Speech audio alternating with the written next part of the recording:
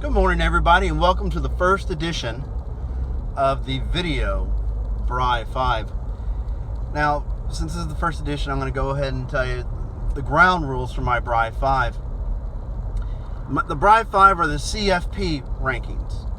CFP seedings, basically. It's not where I would personally rank the teams or where I think one Team A would beat Team B.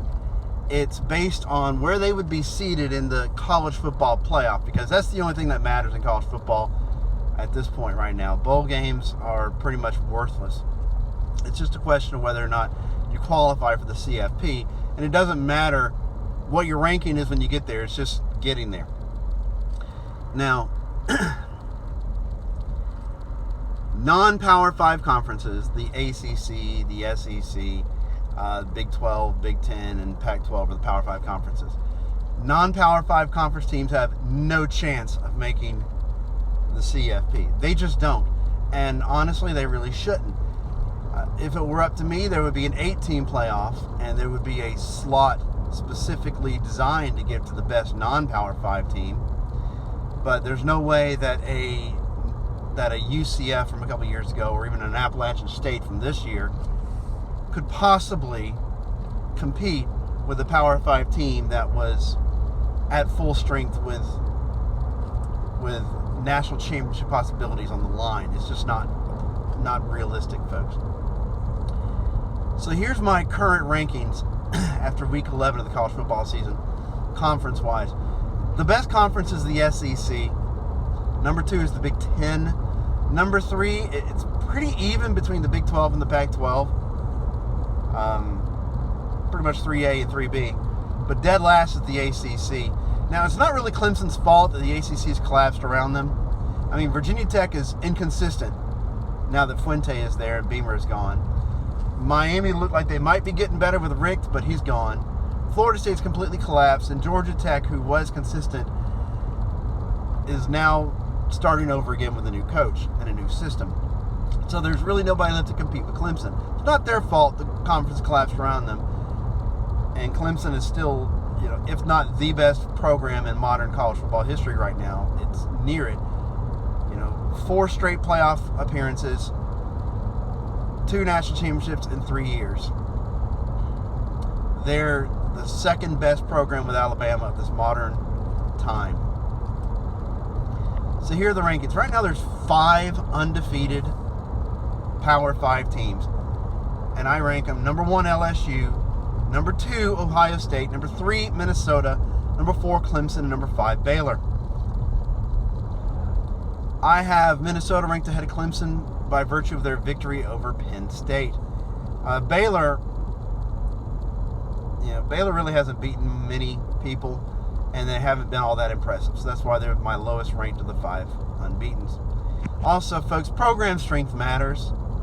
If you're a program that's struggling to make a bowl game, and then suddenly you're 9-0, don't expect to be treated like a Clemson or an Ohio State or a LSU. Then there are 6 one-loss teams that are still eligible to make the CFP, in my opinion.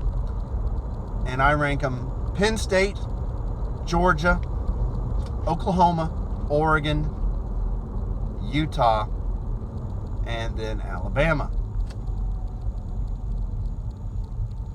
I have Alabama ranked last of the 6 one-loss teams because they are the only team that does not control their own path to a conference title.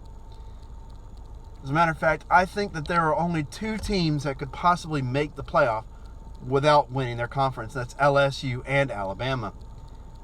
If LSU were to run the table but then lose to an 11-1 Georgia, it would be pretty difficult to argue that a 12-1 LSU isn't one of the top 4 teams in the country if you don't have, if Baylor and Ohio State and Clemson, if one of Baylor, Ohio State, and Clemson falls. So here's how I pretty much see things going, though. Here's a little prediction time for you. Minnesota still has 2 tests at Iowa and Wisconsin before they even have to play in the Big Ten title game. I don't think they're making it to the Big Ten title game undefeated. I'm not so sure who would win Ohio State, Penn State, but I'd favor them to win the Big Ten. I think LSU, I agree with Clay Travis in that LSU has essentially clinched a berth. I don't see them losing twice. They may lose the SEC title game, but I don't see them losing in the regular season before then. So I think LSU's got one. The winner of Ohio State and Penn State's got another. I don't see Clemson losing. That's 3. And to me, I don't trust Baylor, but I also don't trust Oklahoma this year. And Oregon, I'm not a fan of Oregon, and Utah just seems to fall when they shouldn't. If I were to make predictions right now, I would go with Ohio State being undefeated number 1, Clemson being undefeated number 2, Georgia being the 12-1 SEC champ, and LSU being the 12-1 SEC runner-up, getting the 4th nod. So that's my take on where things are after week 11 of the college football season. And I'm 11-11. Like how that worked out. So y'all have a blessed day. Happy Veterans Day. And I'll talk to y'all later.